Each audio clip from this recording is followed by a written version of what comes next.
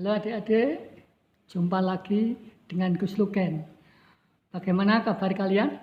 Baik bukan? Alhamdulillah kalau baik. Mudah-mudahan semuanya sehat. Oke. Baiklah adik-adik, pada kesempatan ini Gus Luken akan membawakan sebuah dongeng yang sudah melegenda di Kabupaten Nganjuk. Apa itu dongengnya? Dongeng tentang asal-usul Roro Kuning. Ingin tahu ceritanya? Oke, dengarkan Gus Luken. Alkisah, pada zaman dahulu ada sebuah kerajaan Kediri. Rajanya bernama Lembu Amiluhur. Orangnya gagah perkasa, tampan, berwibawa, dan adil. Beliau mempunyai anak perempuan yang sangat cantik, yang menjadi idola di wilayah kerajaannya. Siapakah dia? Dia adalah Dewi Sekartaji.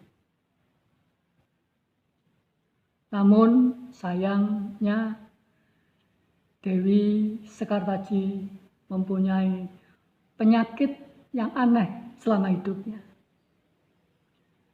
Dia tidak pernah berhenti menstruasi, sehingga berbau amis. Itu sebabnya tidak ada pangeran yang mau melamarnya untuk dijadikan istri. Suatu hari, Raja Lembu Amiluhur mendekati putrinya, lalu berkata, "Wahai putriku Sekartaji, lebih baik kamu pergi ke seseorang yang bisa menyembuhkan penyakitmu. Karena semua tabib dari pelosok negeri ini sudah tidak bisa menyembuhkan penyakitmu." "Tapi di mana aku mencari orang tersebut, Ayah?" tanya Dewi Sekartaji. "Ayah yakin pasti ada orang yang bisa menyembuhkan penyakitmu," jawab Lembu Amiluhur. Nah, adik-adik, bagaimana cerita selanjutnya? Akhirnya, Sang Dewi Sekartaji pun menuruti perintah orang tuanya. Dewi Sekartaji pamit kepada keluarganya, lalu meninggalkan kerajaan dan berjalan menjauhi kerajaan. Berjalan mengikuti langkah kakinya untuk mencari orang yang bisa menyembuhkan penyakitnya.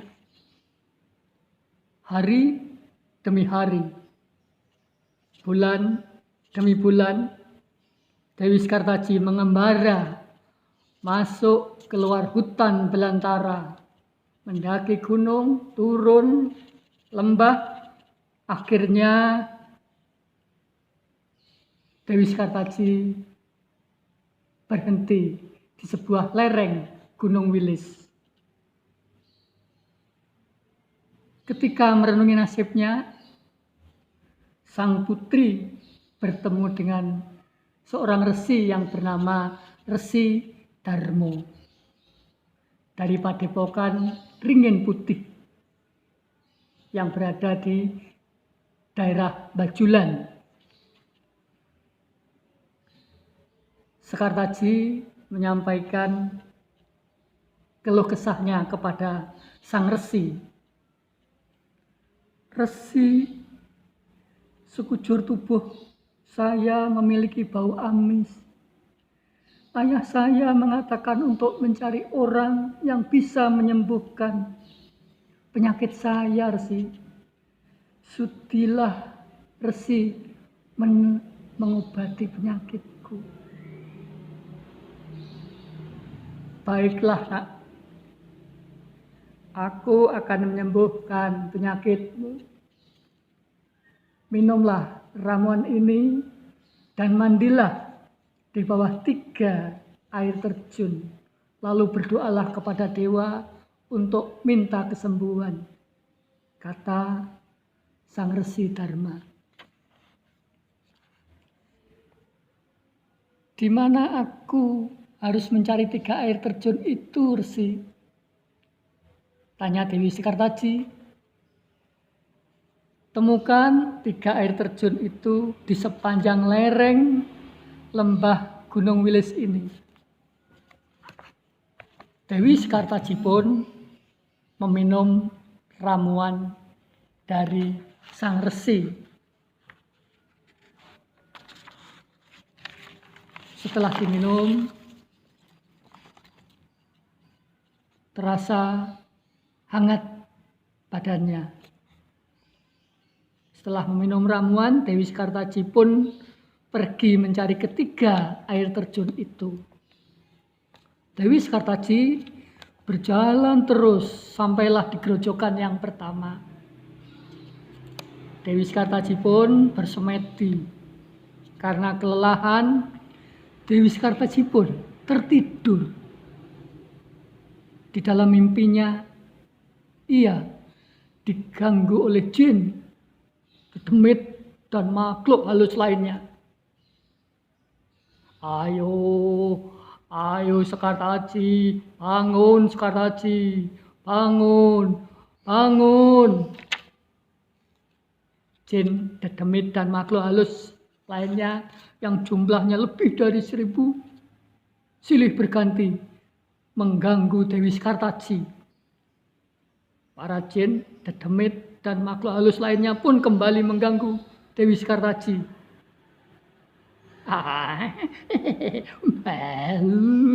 Sekartaji, tidak ada gunanya kau bersemedi. Pulanglah ke kerajaanmu. Pulang.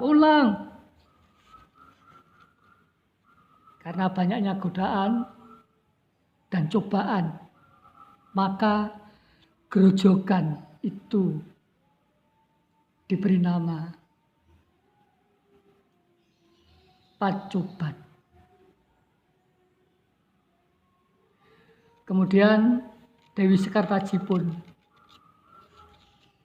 kembali bersemedi di gerojokan yang kedua.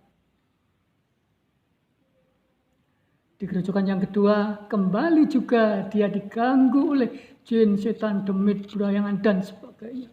Banyak sekali makhluk halus yang mengganggu Dewi Sekartaji dikala berdoa di Pacoban yang kedua. Karena banyaknya sekali, maka gerojokan yang kedua diberi nama Pacoban Nunut. Kemudian Dewi Sekartaji pun meneruskan perjalanannya mencari gerojokan yang ketiga.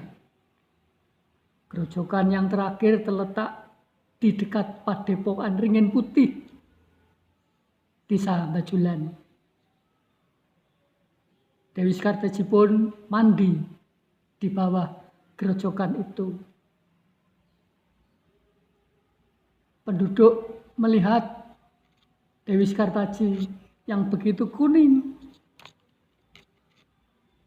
Maka penduduk desa pun melihat paras cantik dan kulit yang kekuningan Dewi Sekartaji. Akhirnya penduduk desa memberi nama air merambat Roro Kuning. Roro yang artinya perawan, kuning yang berarti kulit yang kuning. Itulah tadi cerita asal-usul Roro Kuning, Desa Bajulan, Kecamatan Lojeret, Kabupaten Nganjuk.